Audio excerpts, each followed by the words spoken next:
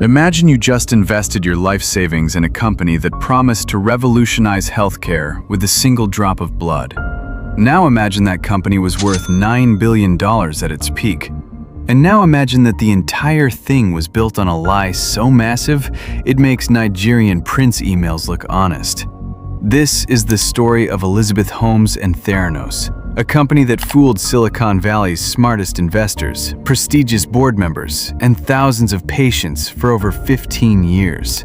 We're talking about Henry Kissinger on the board, Tim Draper writing million-dollar checks, Walgreens rolling out blood testing centers nationwide. All for technology that didn't actually work. But here's the question that'll haunt you for the next 20 minutes. If the technology never worked, how did she keep the con going for a decade and a half? And why did some of the world's smartest people keep throwing money at a mirage? The answer involves fake voices, forged documents, and a Stanford dropout who convinced herself that lying was just another word for innovation. Let's break down the most expensive magic trick in Silicon Valley history. Our story begins in 2003 at Stanford University, where 19-year-old Elizabeth Holmes is having what she believes is the most brilliant idea in medical history. Holmes had always been terrified of needles, like genuinely phobic. But instead of just avoiding doctor visits like the rest of us, she decided to solve the problem for all of humanity. Her big idea? What if you could run hundreds of medical tests using just a single drop of blood from a finger prick? No more tubes of blood, no more fainting in lab chairs, just a tiny drop and boom, you'd know everything about your health. But she had something arguably more valuable in Silicon Valley: absolute confidence and a reality distortion field that would make Steve Jobs jealous. In 2003, she walked into her professor's office and declared she was dropping out of Stanford to start a company that would change the world forever. Her professor tried to talk her out of it. Her parents tried to talk her out of it. But Holmes had already made up her mind. She was going to build something called Real-Time Cures, a company that would make blood testing as simple as checking your blood sugar. There was just one tiny problem. The technology to do what she wanted literally did not exist, and wouldn't exist, ever. But Elizabeth Holmes had never been the type to let reality get in the way of a good story. By 2004, Holmes had rebranded her company to Theranos, a combination of therapy and diagnosis. She also started developing what would become her signature look: black turtlenecks, blonde hair pulled back, and a voice that sounded like she'd been chain-smoking since middle school. Here's the thing about that voice. It was completely fake. People who knew Holmes before Theranos say she spoke in a normal, higher-pitched voice. But sometime around 2005, she started speaking in this deep, authoritative baritone that made her sound like a discount Darth Vader. The voice was part of a carefully constructed image. Holmes studied Steve Jobs obsessively and decided that visionary CEOs needed to look and sound the part. Black turtlenecks weren't just comfortable. They were a uniform that said, "I'm too important to think about clothes." But here's where Holmes made her first crucial mistake, or stroke of genius, depending on how you look at it. Instead of actually developing the technology first, she focused entirely on selling the vision. Traditional startups work like this: build product, test product, get customers, raise money. Holmes flipped the script. Raise money, promise product, avoid testing at all costs. Her pitch was intoxicating. She would stand in front of investors with complete confidence and explain how Theranos had cracked the code on blood testing. She had charts, she had projections, she had a compelling story about democratizing healthcare. What she didn't have was working technology. But that seemed like a minor detail when you're promising to revolutionize medicine. By 2005, she'd raised her first $6 million from family, friends, and early believers. The con had officially begun. Here's how you fool smart people. You don't fool them with technology they can understand. You fool them with people they respect. Holmes was a master at collecting impressive names. By 2010, her board of directors looked like a who's who of American power. Henry Kissinger, former Secretary of State. George Shultz, former Treasury Secretary. James Mattis, the future Defense Secretary.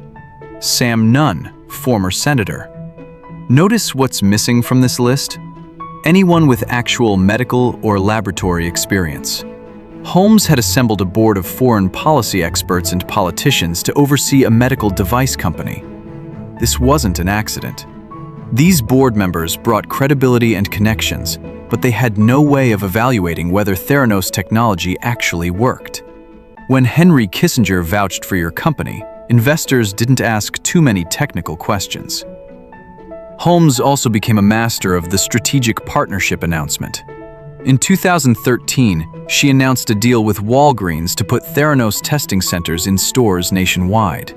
The announcement sent shockwaves through the medical industry. But here's what nobody knew. The Walgreens deal was based on fake demonstrations. When Walgreens executives visited Theranos labs, employees would stage elaborate productions with machines that didn't actually work. They'd preload results into computers and pretend to run tests in real time. It was like a medical version of those fake Apple stores in China, except the fake Apple stores at least sold real iPhones. The Walgreens partnership gave Holmes something priceless: retail credibility. If a major pharmacy chain was willing to stake their reputation on Theranos, the technology must be legitimate. Except it wasn't. And Walgreens executives were just as fooled as everyone else. Let's talk about the actual technology for a minute, because understanding why it never worked is crucial to understanding how Holmes kept lying for so long. Traditional blood tests require relatively large samples, usually several milliliters drawn from your arm. There's a good reason for this. Most blood tests are looking for incredibly tiny amounts of substances. Finding a virus or measuring hormone levels in a single drop of blood is like trying to find a specific grain of sand on a beach by examining one handful. Holmes claimed her proprietary machines, which she called Edison devices, could run hundreds of tests on a single drop of blood with accuracy equal to traditional labs. This would have been the biggest breakthrough in medical history. The problem? It was physically impossible with current technology, and probably always will be. But instead of admitting this, Holmes doubled down on the lie. She built an entire company culture around secrecy. Different teams worked on different parts of the Edison machines, and nobody was allowed to see the full picture. Employees had to sign NDAs that were basically legal threats. When new employees started asking why the machines didn't work, they were either fired or transferred to different projects. Holmes created an environment where questioning the technology was seen as disloyalty. Meanwhile, the actual Edison machines were essentially elaborate props. They looked impressive, lots of blinking lights and robotic arms, but they were running traditional blood tests behind the scenes. The single drop would be diluted to create larger samples, destroying the accuracy of results. For over a decade, Theranos was essentially a very expensive theater production disguised as a medical company. By 2014, Elizabeth Holmes wasn't just running a company, she was a celebrity. Fortune named her one of the most powerful women in business. Forbes put her on their cover with the headline, "Bloody Amazing." Time included her in their list of most influential people. The media loved her story, a Stanford dropout who was revolutionizing healthcare, breaking barriers in a male-dominated industry, and making medicine more accessible. She was profiled as the youngest female billionaire in history. Holmes played this perfectly. She gave carefully choreographed interviews where she spoke in vague terms about breakthrough technology and changing the world. She never provided specifics about how the technology worked. That was proprietary information. When journalists asked to visit the labs, they were given tours of empty rooms or staged demonstrations. When they asked to speak with the scientists, they were told the team was too busy working on secret projects. But the media coverage created a feedback loop of credibility. When potential investors Google searched Elizabeth Holmes, they found glowing profiles in every major publication. When patients considered using Theranos, they saw magazine covers featuring their founder. The Forbes cover was particularly devastating because it estimated Holmes's personal wealth at $4.5 billion based on her stake in Theranos. This number was completely fictional. It was based on the company's private valuation, which was based on promises of technology that didn't exist. But seeing $4.5 billion next to Holmes's name made her seem like a legitimate business magnate rather than someone running an elaborate con game. The media had unknowingly become Elizabeth Holmes's most powerful marketing department. Here's the thing about successful cons.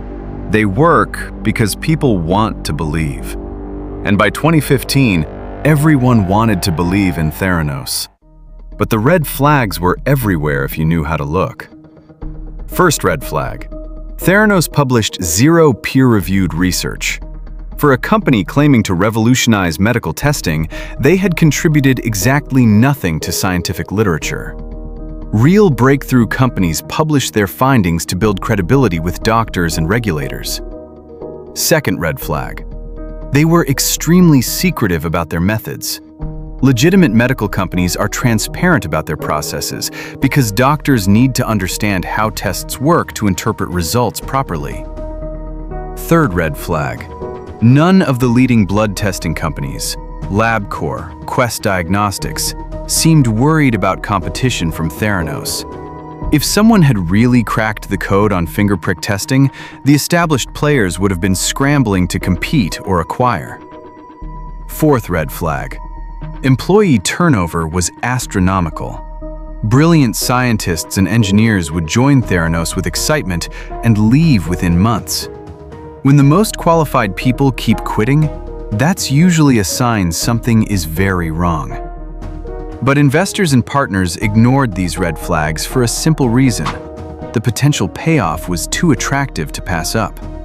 If Theranos really worked, early investors would make billions. If it really worked, Walgreens would dominate healthcare retail.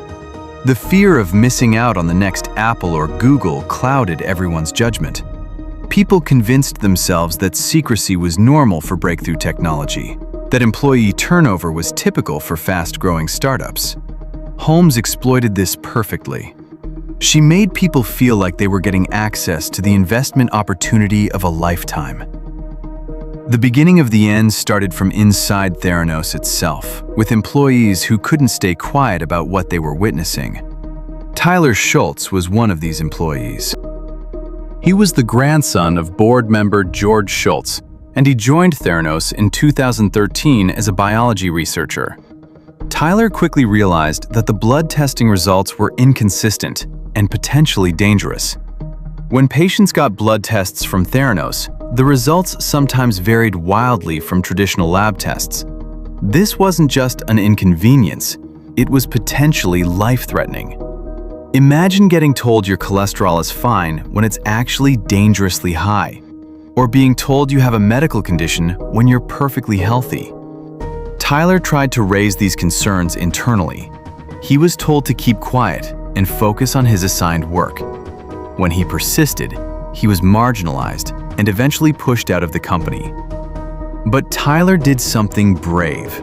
He contacted regulators at the Centers for Medicare and Medicaid Services, CMS, and shared his concerns about patient safety. Other employees began speaking up too. Erica Chung, a lab associate, documented quality control failures and reached out to state regulators. These weren't disgruntled employees looking for revenge. They were ethical professionals who couldn't stand by while patients potentially received false medical information. Holmes's response was predictable. She tried to silence the whistleblowers with legal threats. Theranos sent cease and desist letters and threatened to sue for breach of contract. But you can't threaten your way out of reality, and reality was about to come crashing down in a very public way. In October 2015, Wall Street Journal reporter John Carreyrou published an article that would destroy Theranos overnight. The headline was simple: "Hot startup Theranos has struggled with its blood test technology." Carreyrou had spent months investigating Theranos, speaking with former employees and reviewing internal documents. His reporting revealed what insiders had known for years.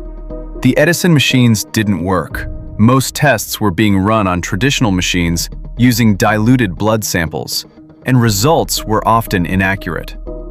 But more damaging than the technology failures were the human stories.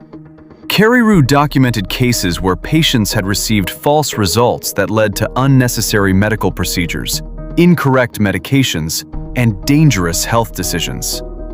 Holmes' response was swift and predictable. She denied everything and attacked the messenger. She claimed Carreyrou's reporting was biased and motivated by short sellers trying to destroy the company. She appeared on TV shows to defend Theranos and dismissed the article as tabloid journalism. But the damage was done.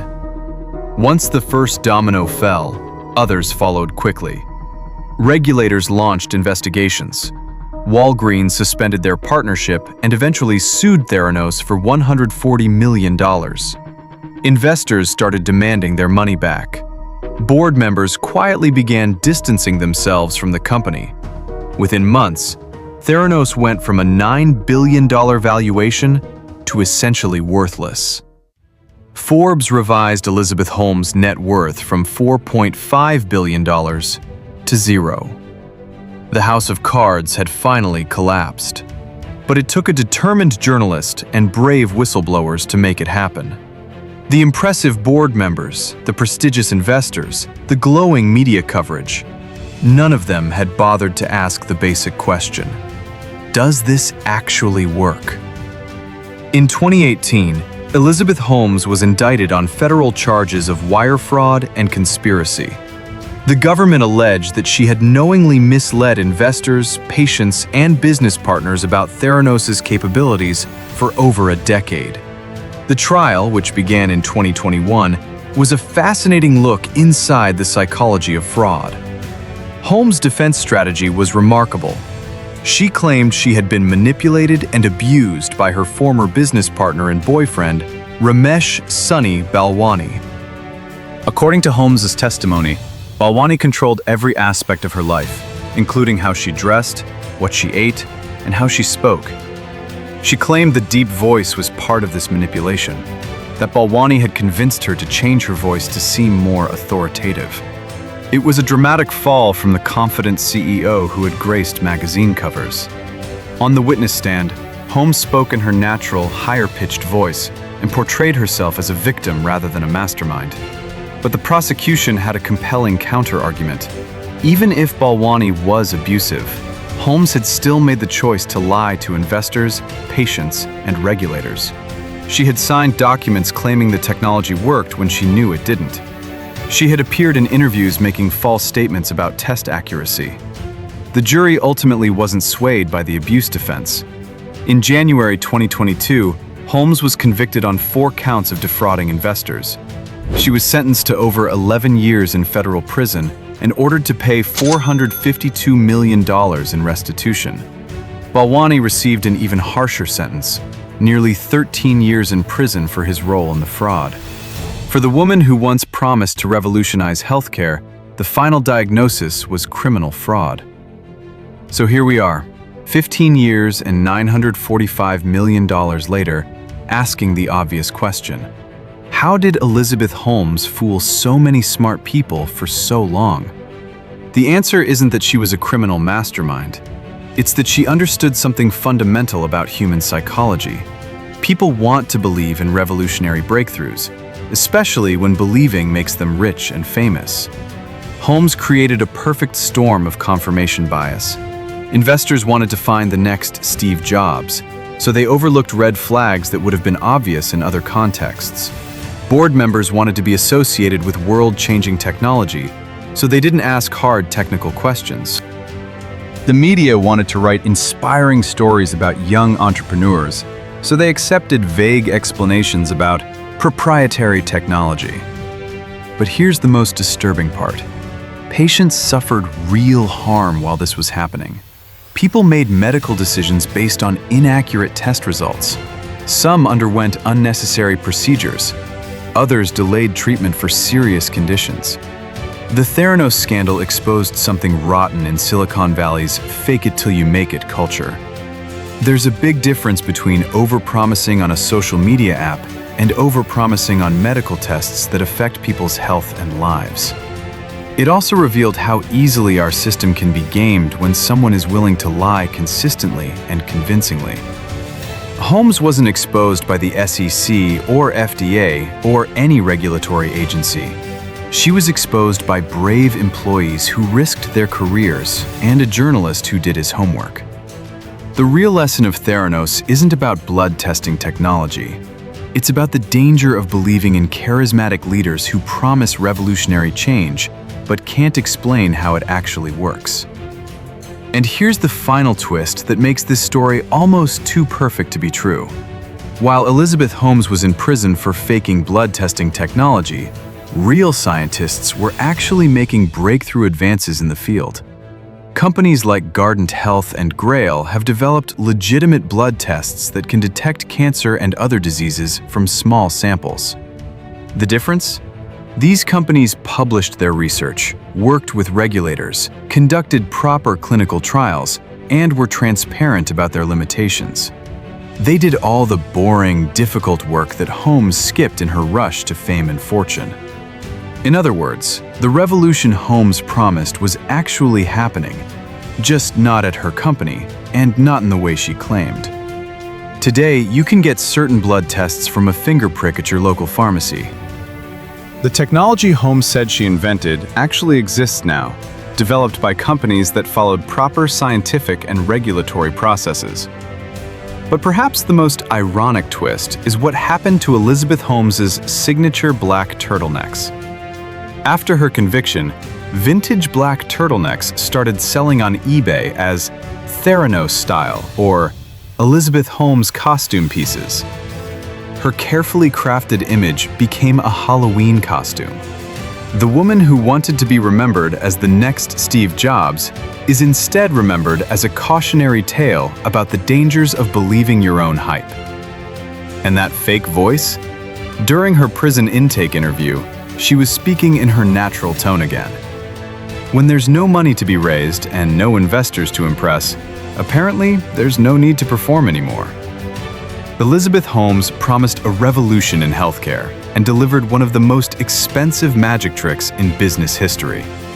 She fooled Silicon Valley for 15 years, but she couldn't fool a jury for 15 minutes. The blood testing revolution she promised is finally here. She's just watching it from federal prison. That's our story. Sometimes the most important breakthroughs come from the people who do the work, not the ones who do the talking.